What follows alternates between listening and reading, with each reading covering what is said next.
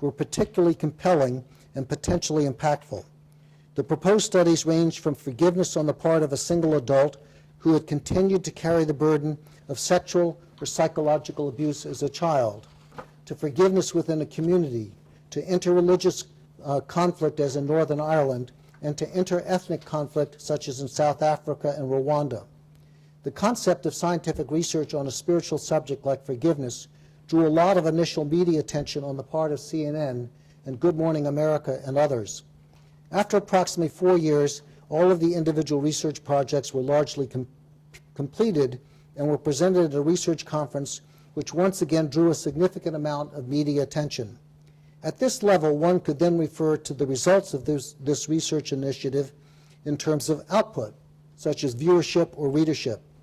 Then, some 6 or 7 years later, one of the foundation trustees came across an analysis of citations about forgiveness research or applications in academic and higher level publications.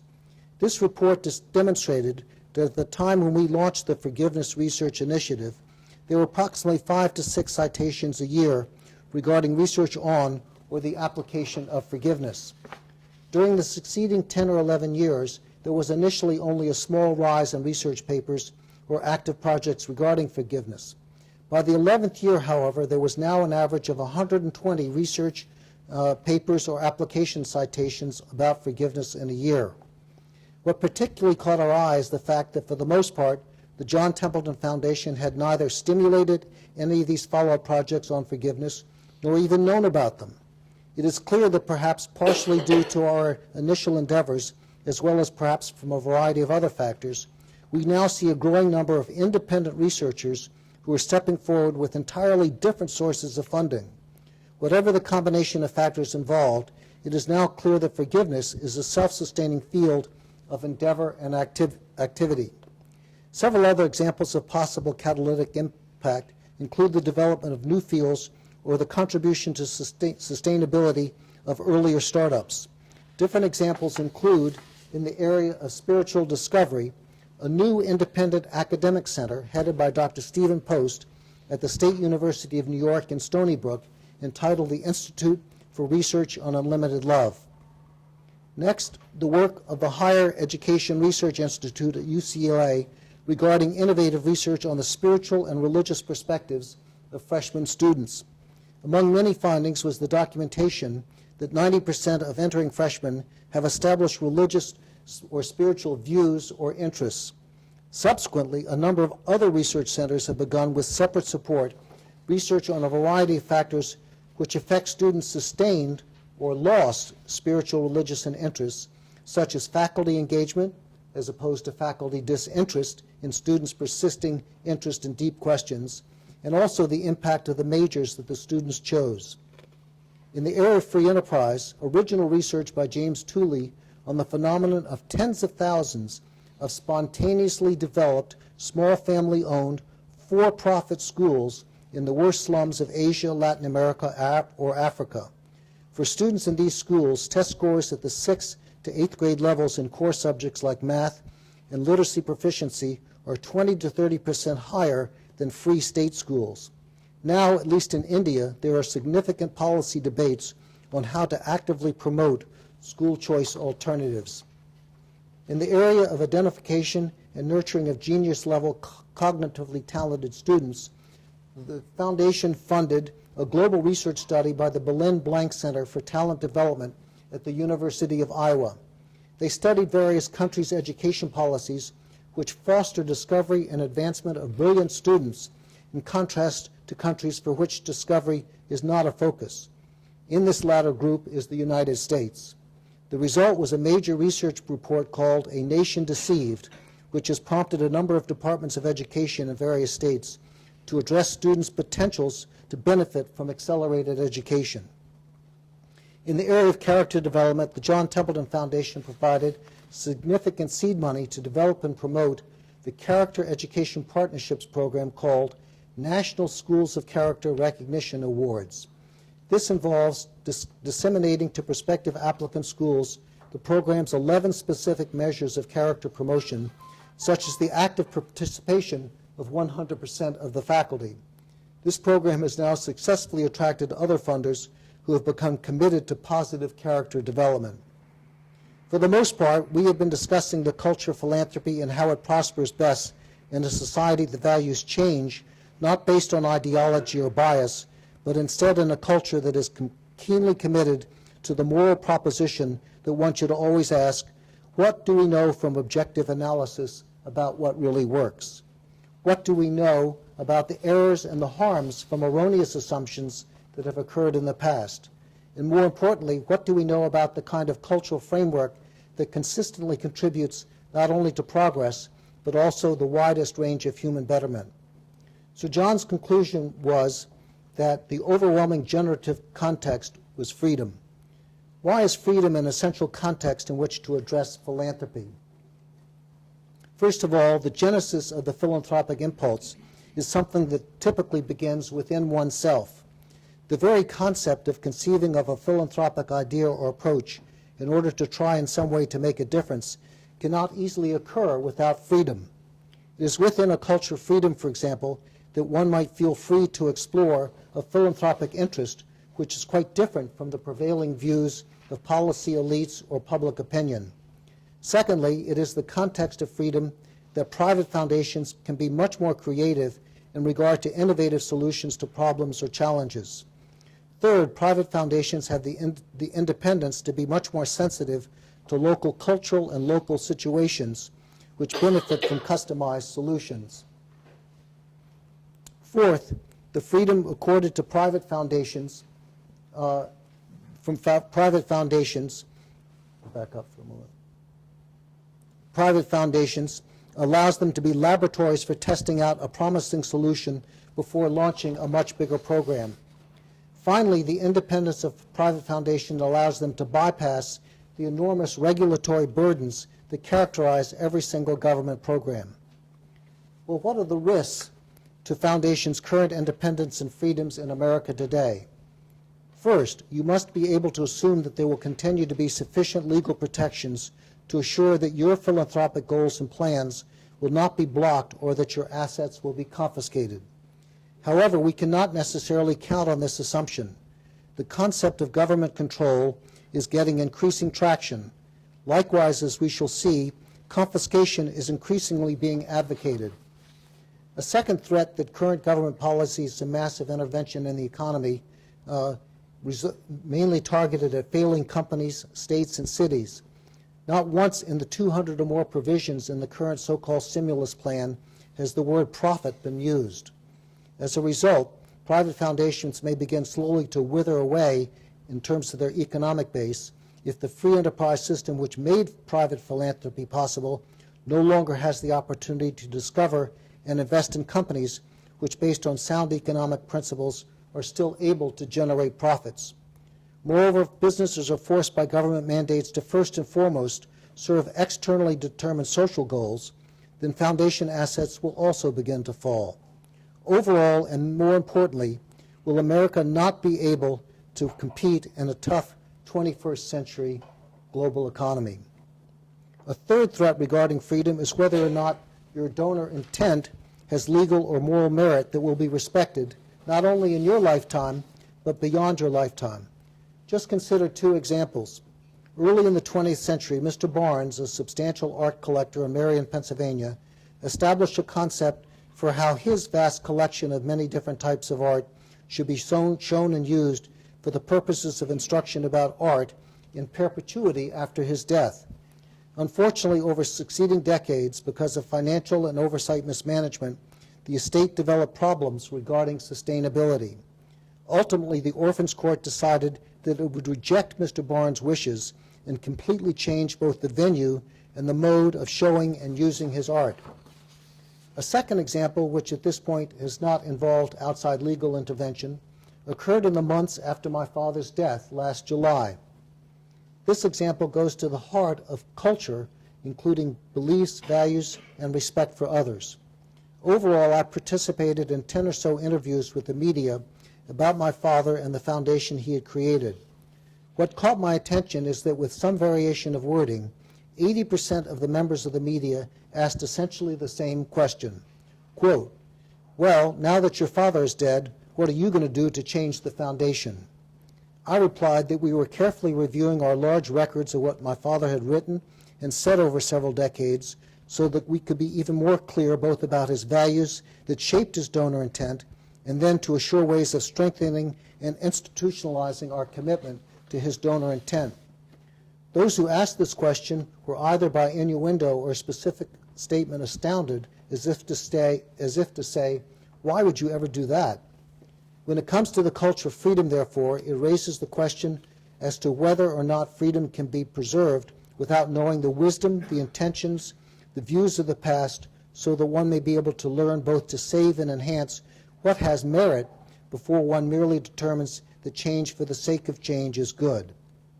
I want to conclude, therefore, by addressing some aspects of culture of freedom and the absolutely essential moral and spiritual cultural pillars which make freedom possible and, more importantly, are absolutely critical to the preservation of freedom and philanthropy.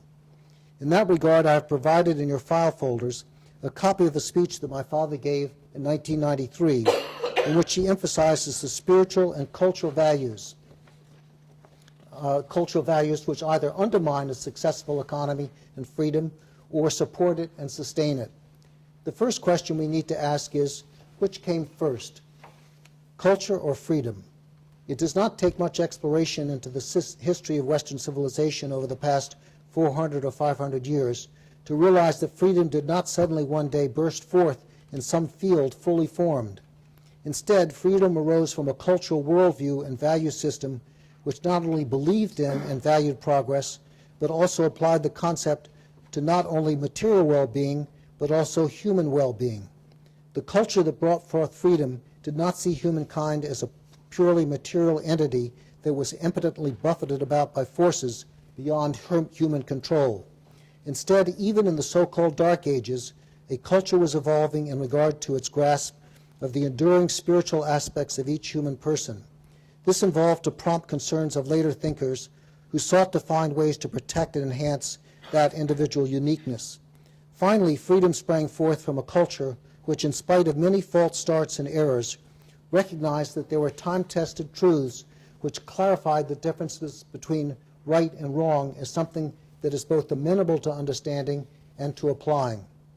For those who came to America over the last 350 years, who, as we noted, were generally quite poor in possessions, they quickly embraced the liberating concept of opportunity as so much better than the culture of their former government and or social control, which limited their opportunity.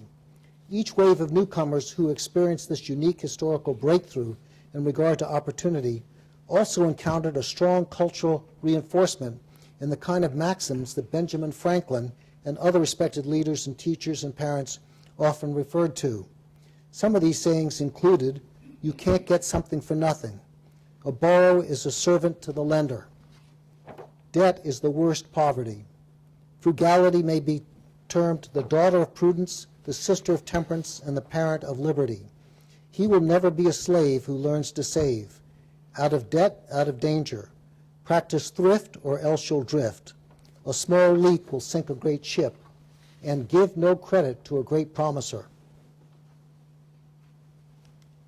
What does it mean to a person, a community, or a whole nation if you believe in and practice thrift to the extent that thrift shapes your attitude in regard to due diligence? How, for example, might a thrifty person who remembers his father's admonition to, quote, "give no credit to a great promiser," respond to Bernie Madoff's guarantee of rock-solid 10% returns in both down markets and up markets? This rich, pervasive cultural heritage of thrift prevailed even up to the 1920s, which was a time of relative prosperity. Even amidst prosperity, there were tens of thousands in America of active thrift clubs, thrift associations, and business associations committed to thrift. In the 1920s, Americans saved 20% of every dollar they earned. The state of Kentucky in 1920 passed a law which mandated that a minimum of 15 minutes each week be devoted in public school education to lessons on the value and the practicality of thrift. Today, America's entire culture stands in an extraordinary contrast with America's past passion for thrift. Consider the significance of the U.S. Congress in the 1990s passing radical legislation benignly called the Community Restoration Act.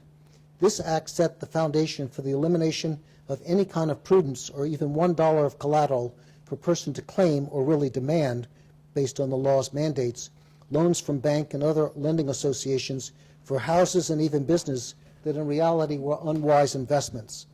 In a culture that has already lost a reverence for thrift and a prior activist agenda to promote thrift, this act of Congress enshrined a culture of unsupported debt, in fact, a true addiction to debt that, just like the tulip mania, came crashing down. Paralleling this cultural collapse has been an activist political process to promote the election of people who will give the public anything they think they want. This unrestrained pandering to a fundamental flaw in human nature was the single most potentially destructive threat to a representative democracy, which de Tocqueville predicted in his book in 1830, Democracy in America.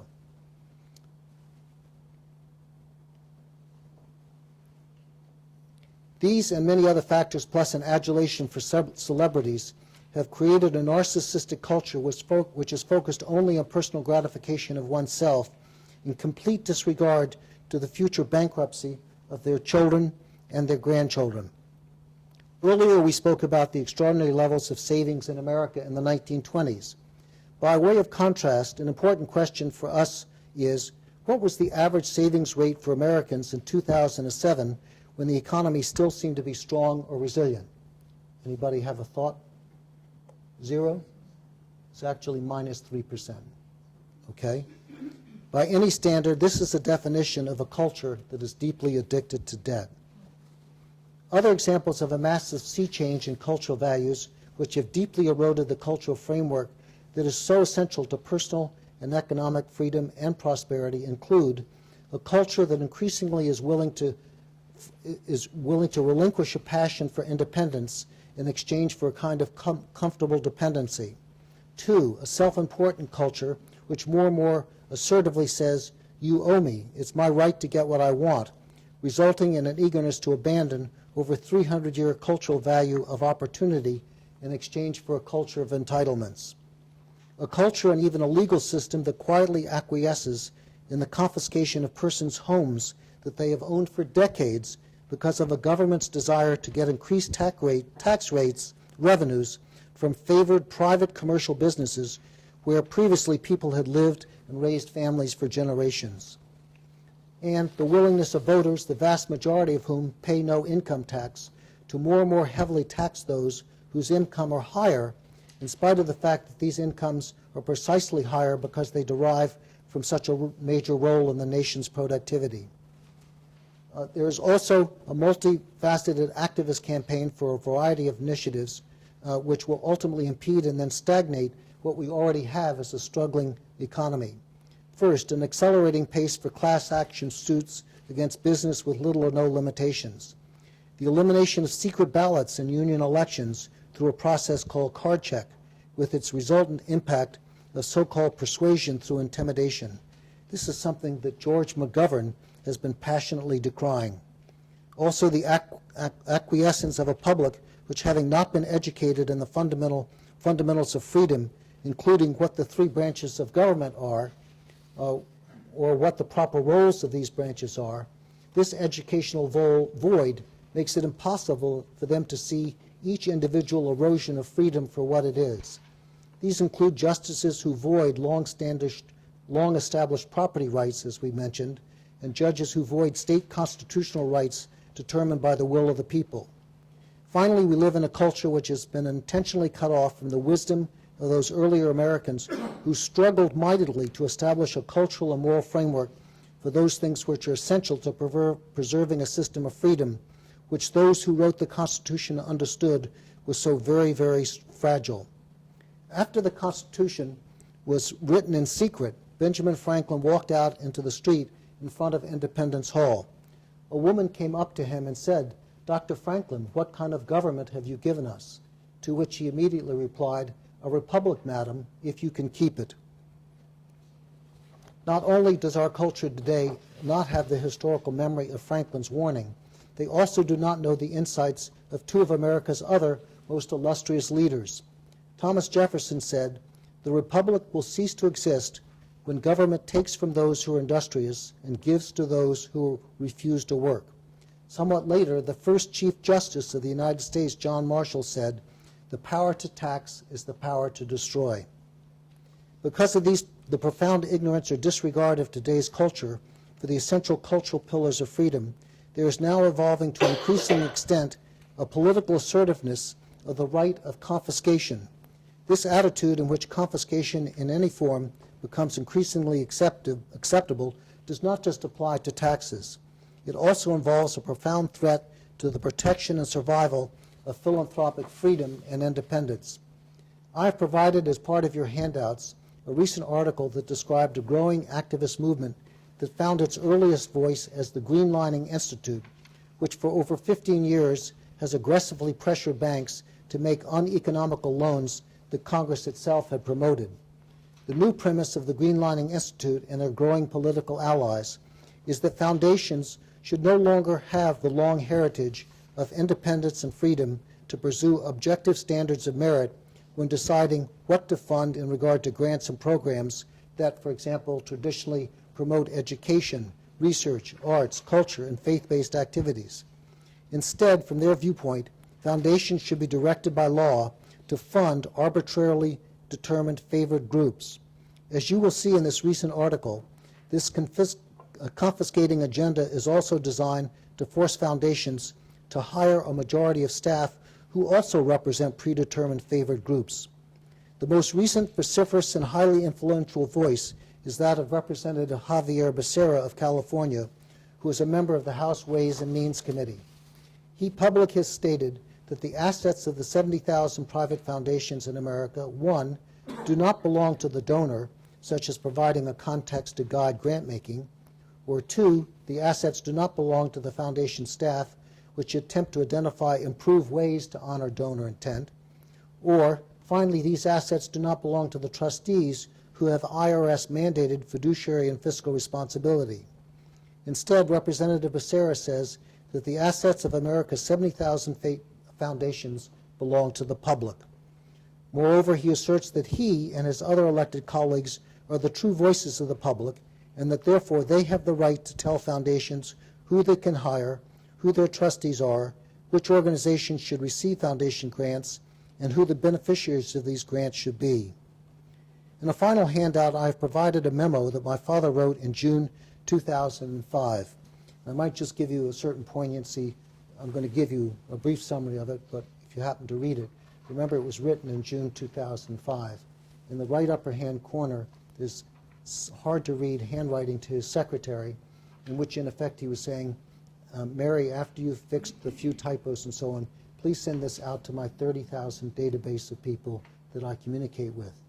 At 92 years of age, he could follow a very lucid line of analysis, as you will see in this memo, but he no longer had that active database. So his secretary took that memo and put it in a drawer and only discovered it 2 months ago. So what did that memo say? Increasingly often, people ask my opinion of what is likely to happen financially in 2005.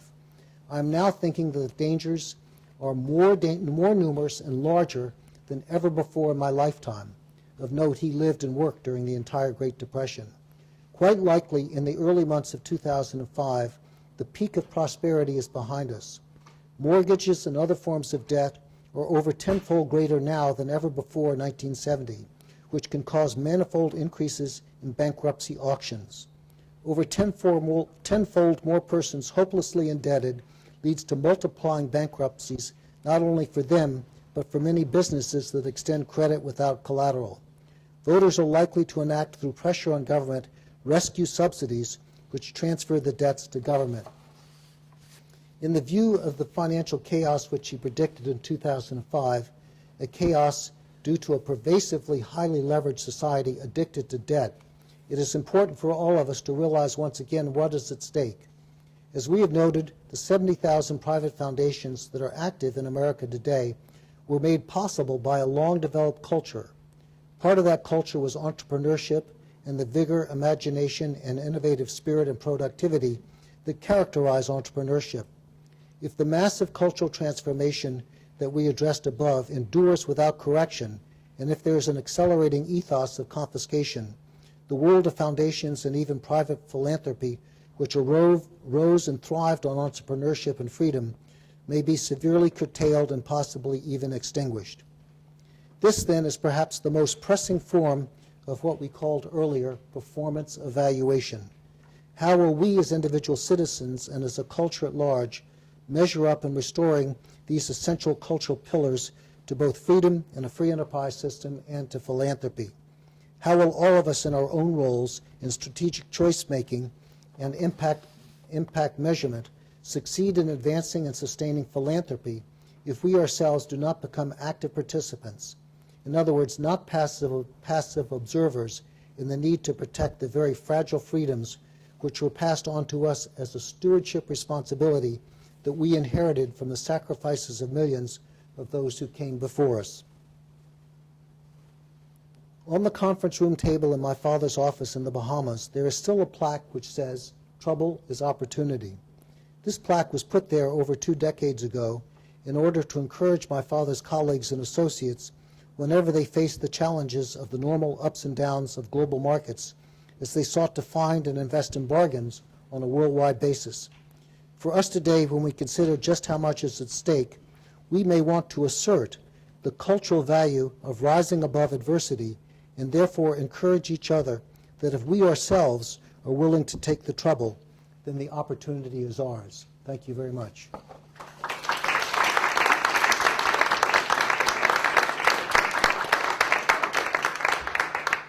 Thank you, Dr. Templeton. With the gratitude that you spoke of earlier, we offer to you and enjoy it. Hear all the thoughts and the range that you expressed. I think there are probably many questions and thoughts here, and you will have some Q&A, presume. So let's see who would like to be the first person to ask.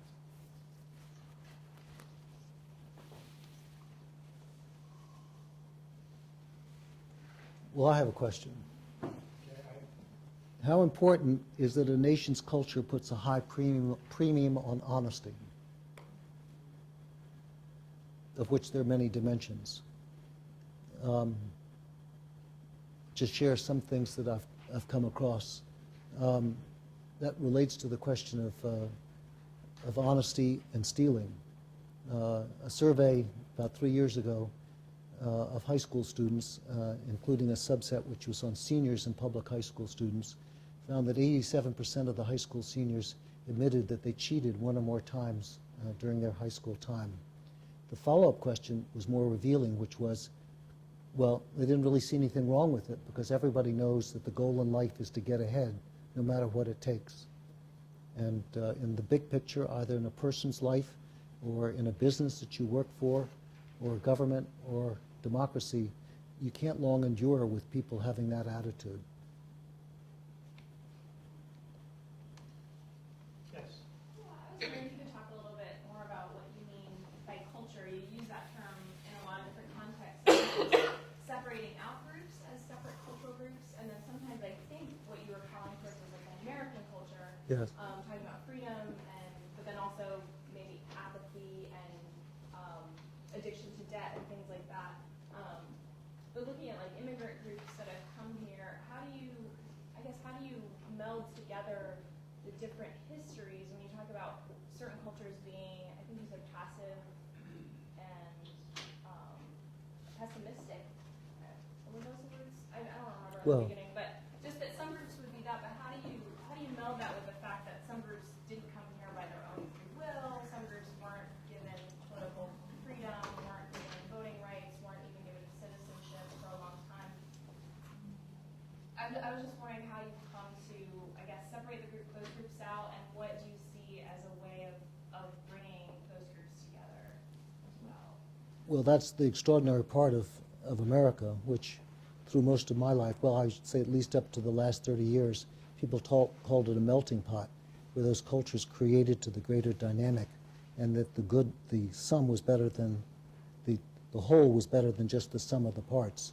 Now people refer to America as a salad, in which people say first and foremost what their ancestry is, not identifying the way that their parents said. In fact, even to the detriment of language proficiency, said, I'm no longer speaking Italian or German or Polish. I'm an American. I'm going to speak English and my children are going to be American, and so on. That was the attitude that many of them came because of the gratitude that they had in their heart for the opportunity that they never had before. Within those different groups, I think that there were ones who, in their own culture, however poor they were, really had a passion for learning. And then, as I said, applying the lessons that you learn in their newer circumstances. Not surprisingly, those were groups that, at least so long as in those days they lived, as we often knew in the different parts of New York City, as sort of ghettos. They were sort of the Italian areas, the Jewish areas, the Polish areas, the Irish areas, and so on. But still, they began to then permeate their own incentives into the rest of next generation after next generation. So I think something's been lost when those cultural memories of what people came with and how they were able to make a difference in their own lives by their drive are no longer part of the discussion. I recently was talking to somebody who was about honesty, about what different stories make, or role models. To me, I grew up as a kid enthralled with probably 10 different heroes, whether they were the Lone Ranger or Sergeant Preston. You don't even know who those people are, okay?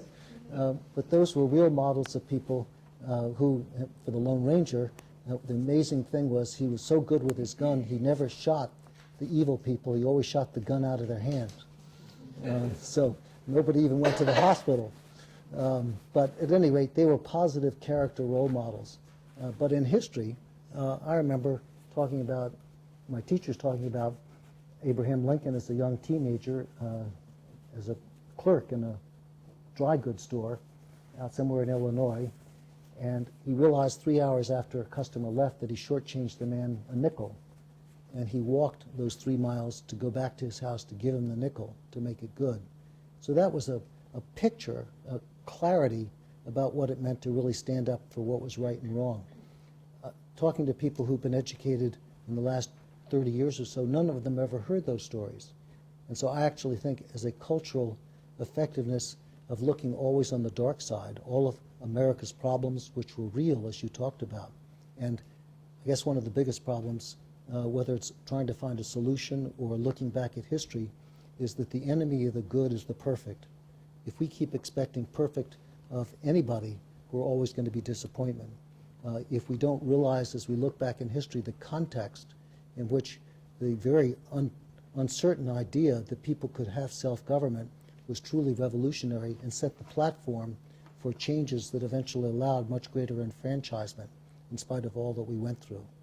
So I don't know if that's a total answer, but what I'm really saying is that we need to recognize the differences that people undertook that really made a transforming change in opportunity so that other people, even if they got out of bondage of slavery, eventually would have more opportunity. Joel took me today through part of Durham and explained that black business leaders were the pillar of the Durham economy and that they were some of the major funders of the civil rights movement. Those were people who had found an opportunity in America, seized it, and developed, I believe, insurance companies and other kinds of very successful businesses. It doesn't mean that they didn't have terrible hardship before, but they then found in time an opportunity to express their creativity. Ginger, Junior?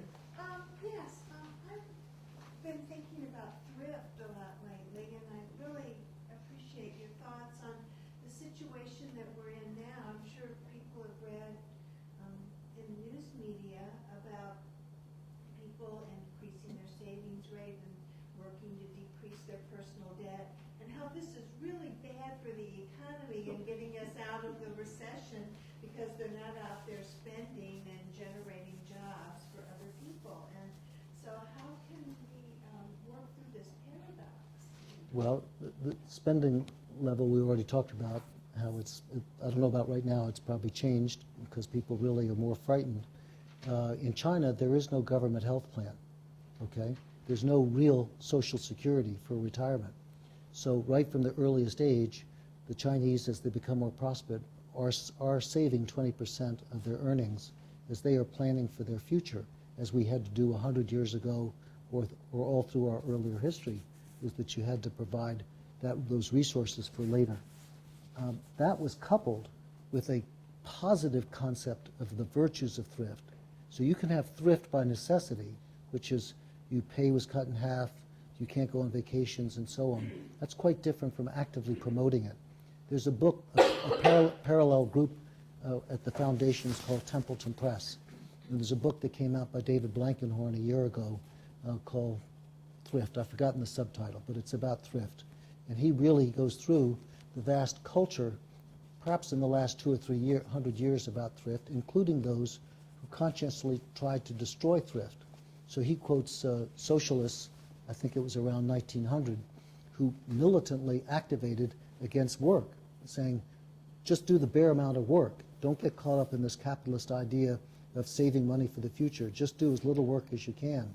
Keynes, who some would say had the most dominant influence on many, especially governmental thinkers in the 20th century, the latter half of the century, in the 1930s when the Depression set, made it, this may sound familiar to you in a different context, made it a patriotic duty of British housewives not to save, but to go out and spend their money and buy the products because that was going to turn the economy around. Didn't actually seem to turn the economy around, but at any rate, those were the kind of things promoting consumption.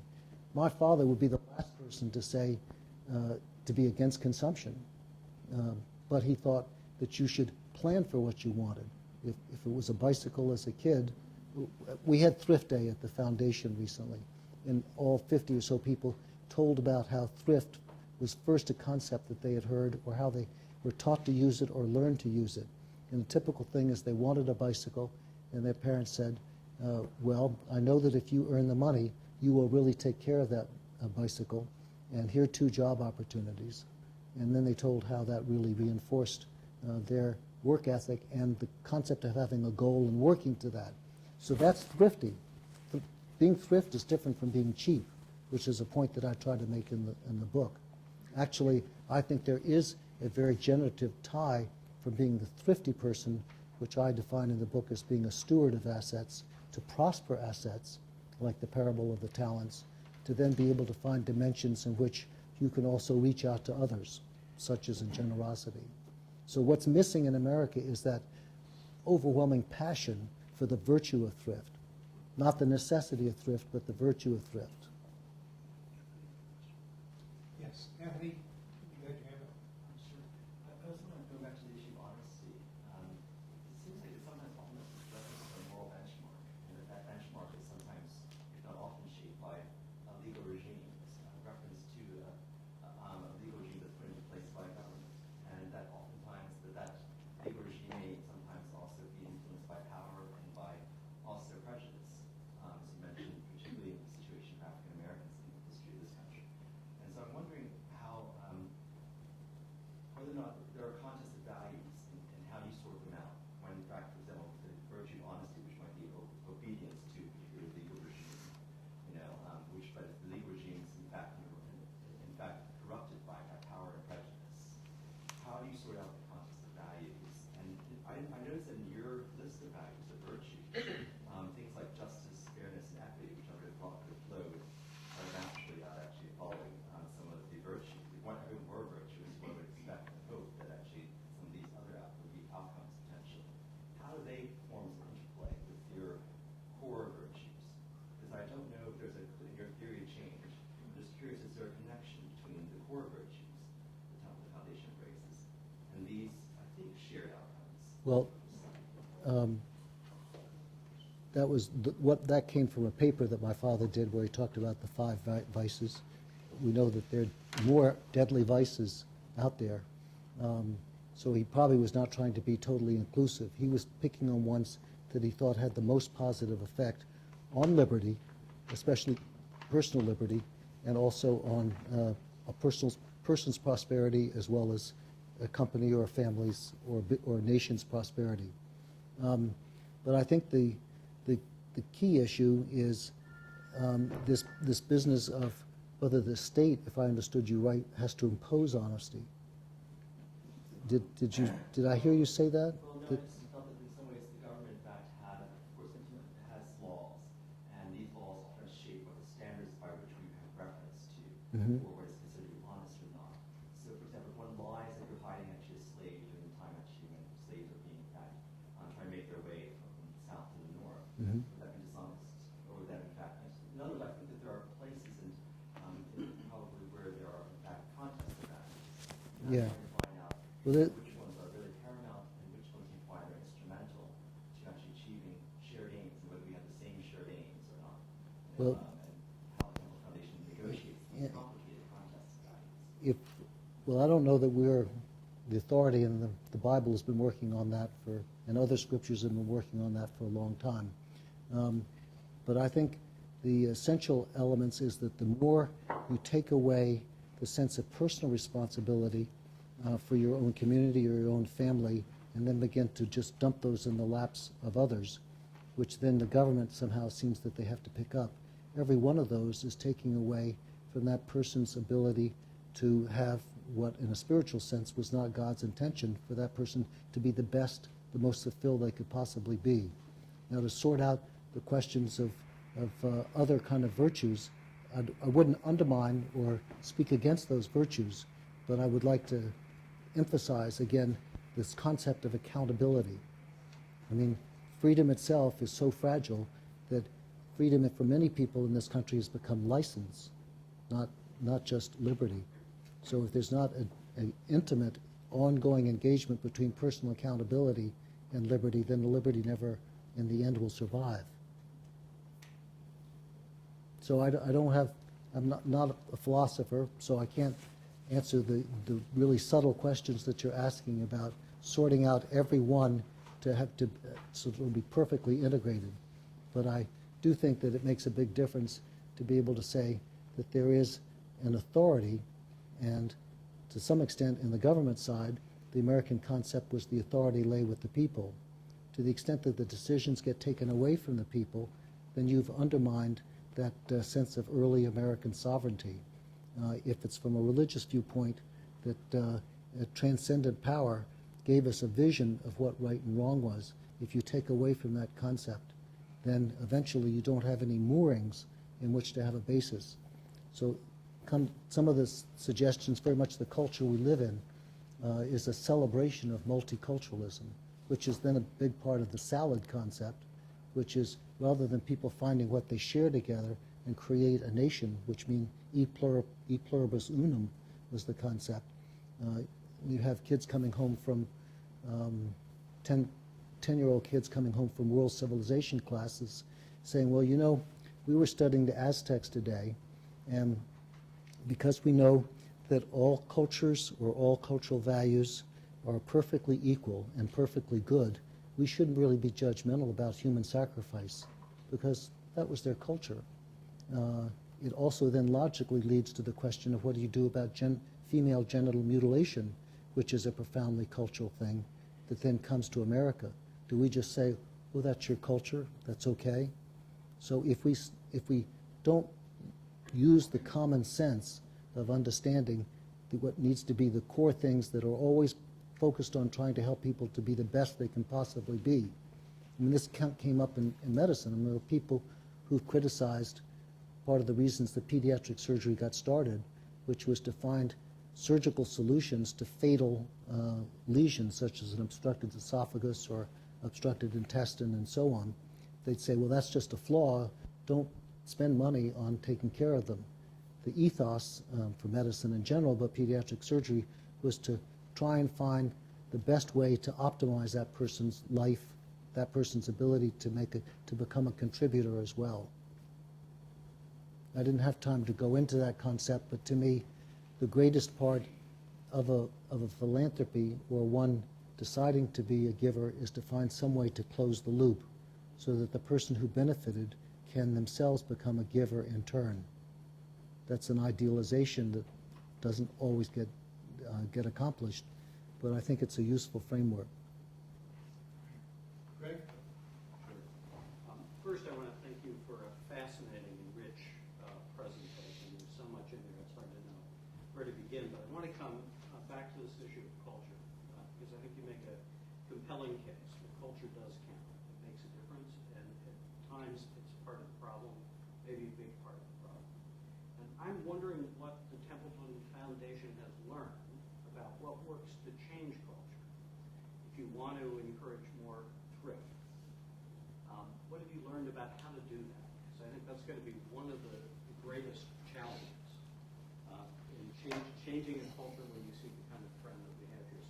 So anything you could offer on that? We are engaged in it because it was a passion of my father, so it's certainly right on target for donor intent, and it connects to so many other things. So we have, it's very small, it only involved something like, I think, 1,500 applications for the Thrift Citizen of the Year.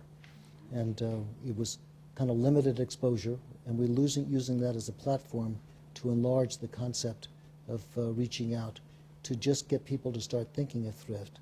I think we have to, for my bias, that's bias, my bias, I think we should really look carefully, however, to make sure that it's not thrift by necessity, but the stronger sustaining concept of thrift as a virtue. So I guess I'm So I don't know how we're going to change the culture. I don't know that we, I mean, without being specific, I'll just give my father feeling that if idea has a merit, and he liked the idea that we would look at some of the virtues in the Bible, like love and thanksgiving and so on, and we came up with forgiveness to do this pilot project to see if you could actually do research on what for thousands of years people would consider basically a spiritual topic. In fact, I mentioned the media. The media said, well, this forgiveness stuff, that's just what you religious people believe in. Where's the proof? So we tried to at least provide evidence that at the basic level was at least correlational, but maybe help us to understand. So when it comes back to thrift, I would very much urge you to get the book Call Thrift by David Blankenhorn. He has a lot of very good ideas. But yeah, I personally think just on the financial aspects, I've been thinking about it in the context of Bernie Madoff. There should be, as a part of a children's high school level education, the human component of what makes people susceptible to those great promisers. Could be a guy who wants to put a new roof on your house, and he rips off the old roof, gets the money, and you never see him again, sort of thing. So there's a vast panoply of things that people need to understand, which is a form of thrift. Yeah, I just to try to take this a step further, I'm reminded of the seatbelt example you gave earlier, and how the promotional videos on seatbelts haven't worked. The students certainly learn about seatbelts in school. You know, I'm certain that it's covered in health classes and other classes. Doesn't seem to take. If your analysis was great, not everybody's wearing the seatbelts. Have you learned how? I mean, how do we get deeper? How do we actually change behavior instead of simply conveying messages that people will nod at? And We'll have to tell you a family story about seatbelts. okay. So as a doctor, and then became most of the rest of my life a trauma surgeon, I was with Dad, who lived in the Bahamas, and I was in the car with him, and I realized he wasn't wearing his seatbelt. He was 80 years old. I said, Dad, you really should wear a seatbelt. You know, I know where you are, it's not, the speed is not so great, but somebody could come around a corner and smash into you. He says, do you know that if you're in a car crash and not wearing a seatbelt and you are ejected, you have an 8 times greater chance of being killed because you're out of that protective cocoon. So he's always liked facts. He says, that's very interesting. I never really knew that or never even heard that.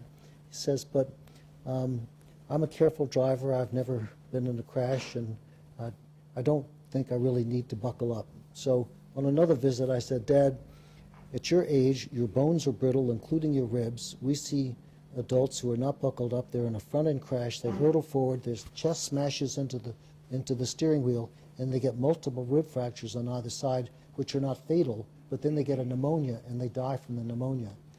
And you wouldn't have that if you were wearing your seatbelt. He says, that is really interesting, and I'm just going to be more careful on the road, but I don't think I'm going to do it.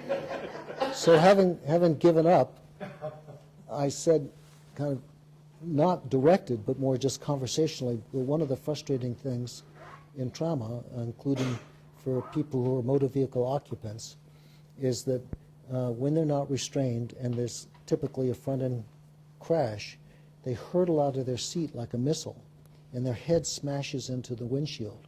And they also have a lacerated liver and a broken femur and multiple lacerations.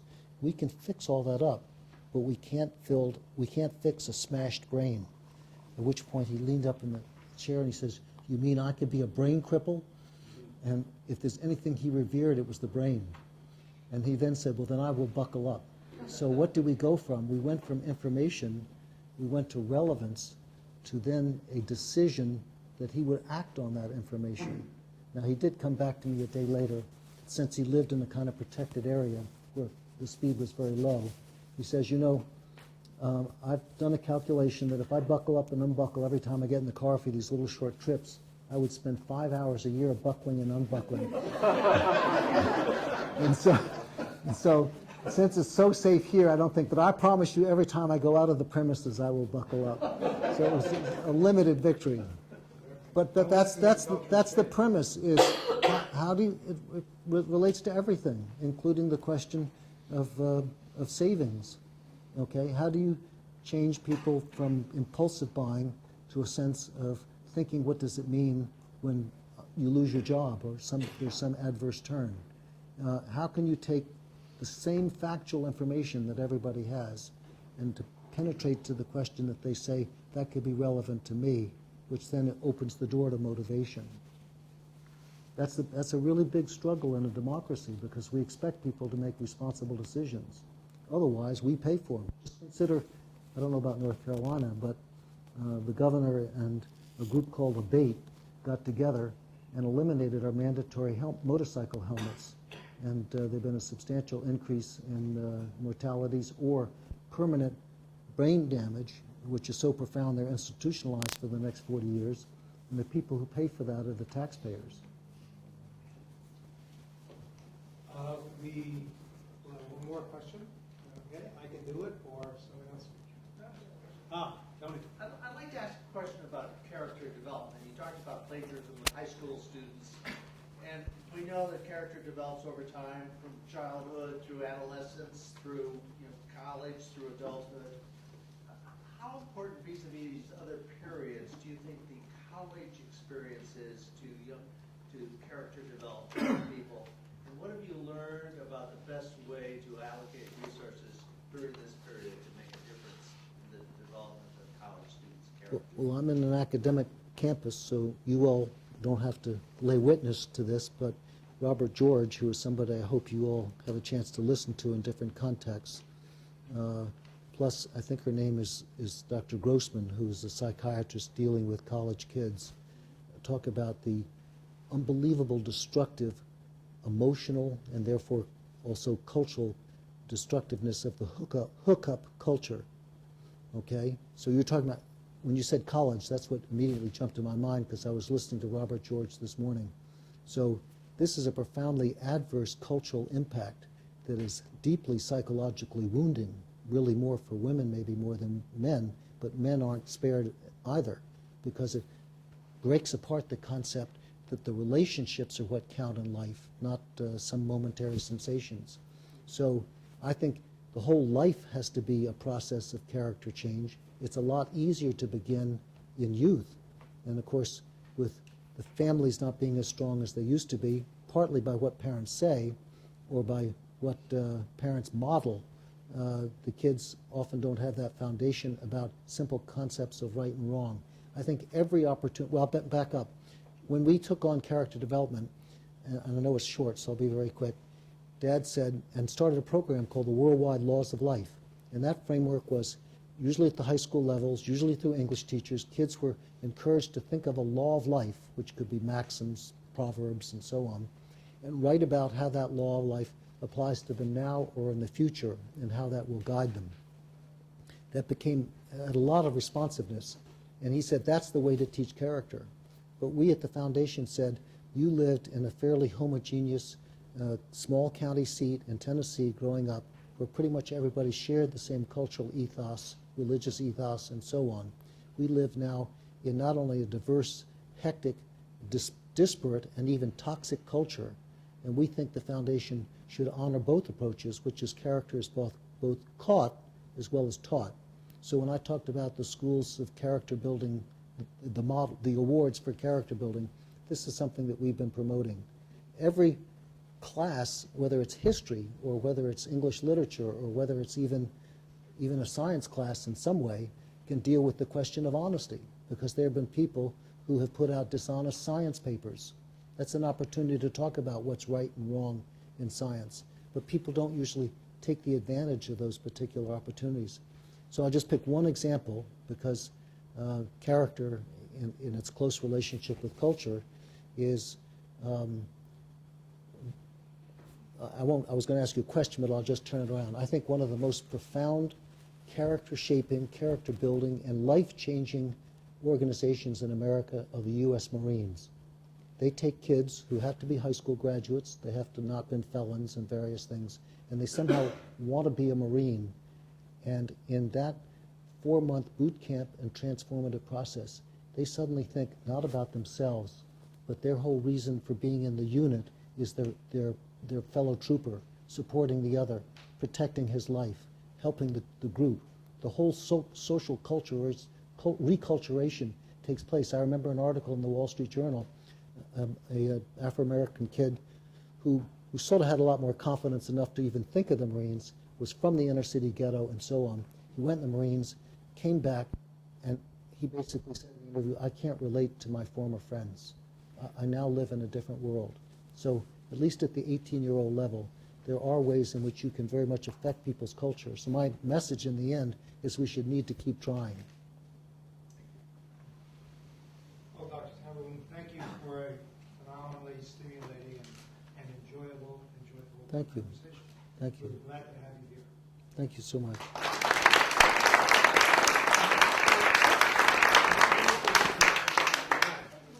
Just to remind you, in 2 weeks we have our next meeting. Luis Ubiñas, the head of the Port Commission, will be our guest at that time. We look forward to seeing you and further on.